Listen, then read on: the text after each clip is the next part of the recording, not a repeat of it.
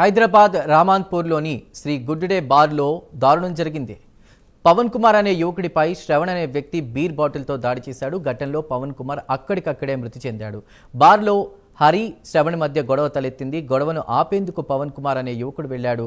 ఘటనా స్థలిని పోలీసులు ప్రస్తుతం పరిశీలించారు. యువకులంతా అంబర్పేట వాసులుగా గుర్తించారు. పూర్తి డీటెయిల్స్ మా ప్రతినిధి ప్రవీణ్ అందిస్తారు.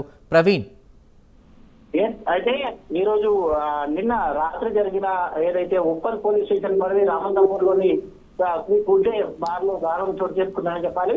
అయితే పవన్ కుమార్ అనే వ్యక్తి పైన శ్రవణ్ అనే వ్యక్తి బీర్ బాటిల్ తో కొట్టడంతో పవన్ అక్కడికక్కడే మృతి చెందిన సంఘటన ఆ యొక్క గుడ్డే బార్ లో చోటు చేసుకుంది. అయితే రాత్రి 11 గంటల సమయంలో జరిగినటువంటి ఈ సంఘటన అయితే ఉదయం ఆలస్యంగా వెలుగులోకి వచ్చినట్టే తెలుస్తుంది.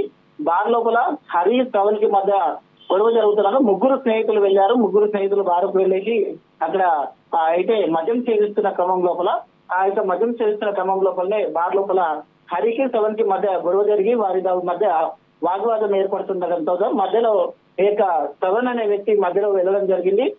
పవన్ కుమార్ అనే వ్యక్తి కూడా మధ్యలో వెళ్ళడం జరిగింది. అయితే హరి శ్రవణ్ పవన్ కుమార్ అందరూ పరిచయిస్తులే, వీళ్ళందరూ ఫ్రెండ్సే.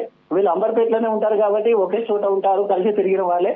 అనుకోకుండా అయితే కోపం లోపల ఈ యొక్క అయితే శ్రవణ్ కుమార్ తలపైన బీర్ బాటంతో కొట్టడం చేత అక్కడికక్కడే మృతి చెందినట్టు తెలుస్తుంది. పోలీసులకు కూడా వచ్చిన భారీ యజమాన్యం సమాచారం అందించడంతో పోలీసులు అయితే అక్కడ వెళ్లి దర్యాప్తు చేస్తున్నారు.